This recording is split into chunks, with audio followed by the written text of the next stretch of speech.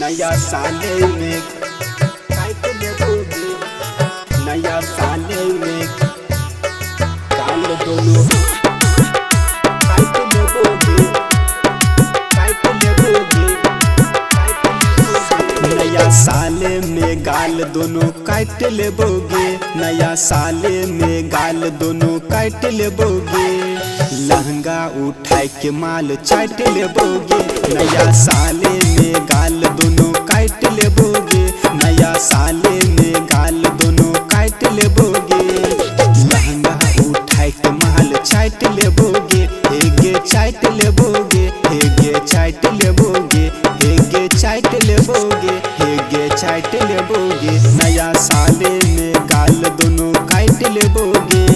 लहंगा उठाए के भीतर चाट लेबोगे, हेगे चाट लेबोगे, हेगे चाट लेबोगे, हेगे चाट लेबोगे, हेगे चाट लेबोगे,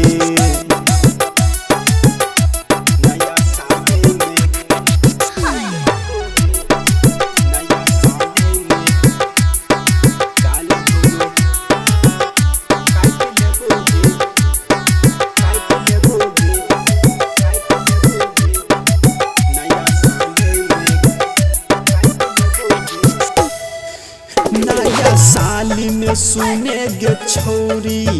मौका देवे कखनी गे, मौका देवे कखनी गे, अपन जवानी के सुनेगे छौरी चाटा दे हैं चटनी गे, चाटा दे हैं चटनी गे, चाटा दे हैं चटनी, उघरल छो सामान तोहर झाँप देबोगे, उघरल छो सामान तोहर झाँप देबोगे, गमछा ओढ़ाई के ढूरी चाट लेबोगे, नया साले में गाल दोनों काट लेबोगे, नया साले में गाल दोनों काट लेबोगे, लहंगा उठाई के माल चाट लेबोगे, हेगे चाट लेबोगे, हेगे चाट लेबोगे, नया साले में काट लेबोगे, नया साले में गाल दोनों काट लेबोगे, काट लेबोगे, काट लेबोगे,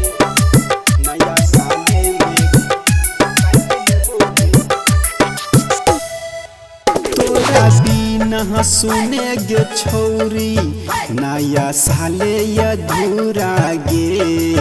नया साले अधूरा गे,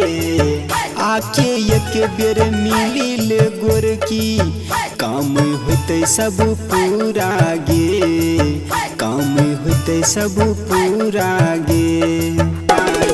फूलल फूलल गाल दोनों काट लेबोगे, फूलल फूलल गाल दोनों काट लेबोगे, चोली उठाए के दोनों चाट लेबोगे, नया साले में गाल दोनों काट लेबोगे, नया साले में